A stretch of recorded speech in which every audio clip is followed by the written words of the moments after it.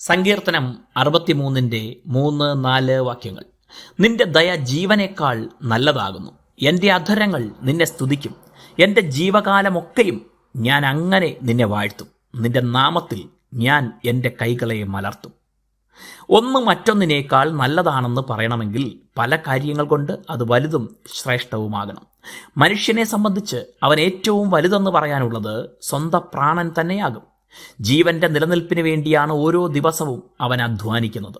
എന്നാൽ ആ ജീവനേക്കാൾ നല്ലതെന്ന് എന്തിനെയെങ്കിലും കുറിച്ച് പറയണമെങ്കിൽ തൻ്റെ ജീവനെ ഉൾപ്പെടെ സന്തോഷകരവും മനോഹരവുമാക്കാൻ കഴിയുന്ന ഒന്നാകണം. ഇവിടെ അതാണ് അനുഭവിച്ചറിഞ്ഞ് പറയുന്നത്.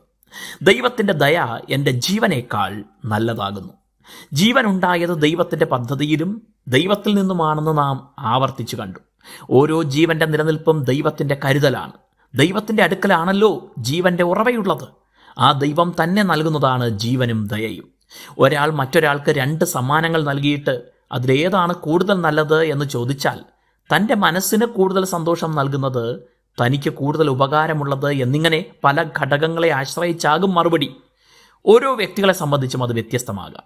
എന്നാൽ മുൻപേ പറഞ്ഞതുപോലെ ദൈവത്തെയും അവിടുത്തെ ദയയെയും നന്നായി അനുഭവിച്ചവർക്ക് ഈ സങ്കീർത്തനവാക്യം പോലെ രണ്ടാമതൊന്നും ആലോചിക്കാതെ പറയാൻ കഴിയും, ദൈവത്തിൻ്റെ ദയ ജീവനേക്കാൾ നല്ലതാണ് എന്ന്. ജീവൻ തന്ന ആ ജീവനെ പരിപാലിക്കുന്ന പോഷിപ്പിക്കുന്ന ദൈവത്തിൻ്റെ ദയയെ ഓർത്ത് ജീവകാലമെല്ലാം ദൈവത്തെ വാഴ്ത്തും സ്തുതിക്കും എന്നാണ് തീരുമാനിക്കുന്നത്. മറ്റൊന്നിനെയും പുകഴ്ത്തിയില്ലെങ്കിലും ദൈവത്തിൻ്റെ ദയയെ ദിനവും പാടാനും മഹത്വപ്പെടുത്താനും കഴിയണം. അത് നമ്മെ നന്ദിയുള്ളവരാക്കുക മാത്രമല്ല, ദിനവും നമ്മെ പരിപാലിക്കാൻ ദൈവത്തിൻ്റെ കൃപയുണ്ടെന്ന ആത്മധൈര്യവും ഉള്ളവരാക്കും. ഏത് വിഷമ സാഹചര്യത്തിലും ദൈവത്തിലേക്ക് സഹായത്തിനായി കൈമലർത്താം. ദൈവം നമ്മെ അനുഗ്രഹിക്കട്ടെ.